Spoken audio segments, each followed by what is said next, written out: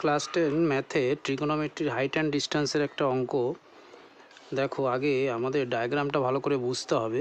A man standing on the deck of a ship, একটা শিপের ডেকের উপরে একটা লোক দাঁড়িয়ে রয়েছে, which is 10 metre above water level. আমরা যদি এটাকে ওয়াটার লেভেল ধরি, তাহলে এখান থেকে 10 মিটার উপরে এটা হচ্ছে ডেক। এখানে একটা লোক এইখানে দাঁড়িয়ে রয়েছে, এখানে স্ট্যান্ডিং এই পয়েন্টে। তাহলে এটা ওয়াটার লেভেল থেকে 10 মিটার অ্যাবাভ। এখান থেকে এইটা একটা হিল আছে, এইটা হচ্ছে একটা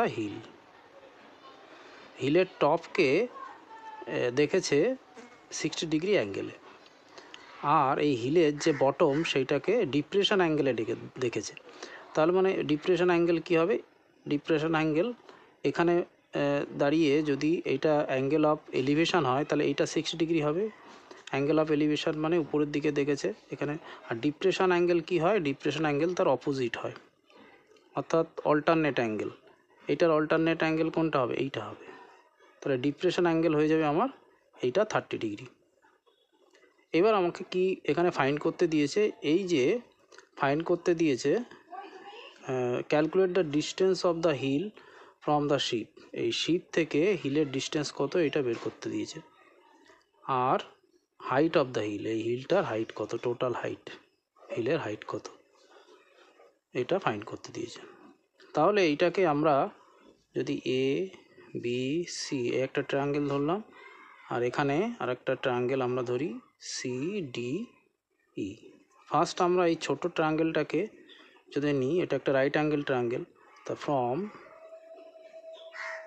ট্রায়াঙ্গেল এ বি সি, তাহলে এখানে যদি আমরা tan 30 নিই, tan 30 degree is equal to কী হবে?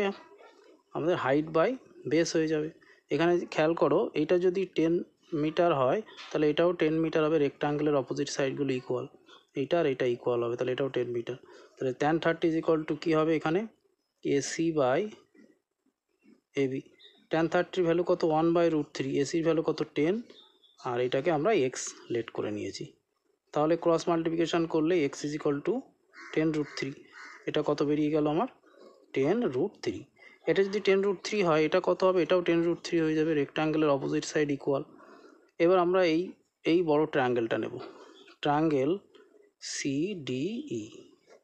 তাহলে এখানে যদি আমরা tan 60 নিই, tan 60 ডিগ্রি, তাহলে কী হবে? Height by base. tan theta মানে আমরা জানি height by base, that means ED by DC. tan 60 value কত? tan 60 ইজ ইকুয়াল টু আমরা জানি √3। তাহলে √3 ইজ ইকুয়াল টু ইডি এর ভ্যালু কত? আমরা এইচ লেট করে নিয়েছি, আর ডিসি হচ্ছে 10√3।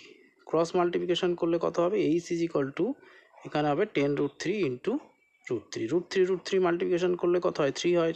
আর 3 আর 10 মাল্টিপ্লিকেশান করলে 30 হয়ে যায়। তাহলে H is equal to 30 metre বেরিয়ে গেল। তাহলে হাইট এখানে বেরিয়ে গেল, এটা হচ্ছে 30 মিটার। তাহলে দেখো টোটাল হাইট কত হবে? টোটাল হাইট কত?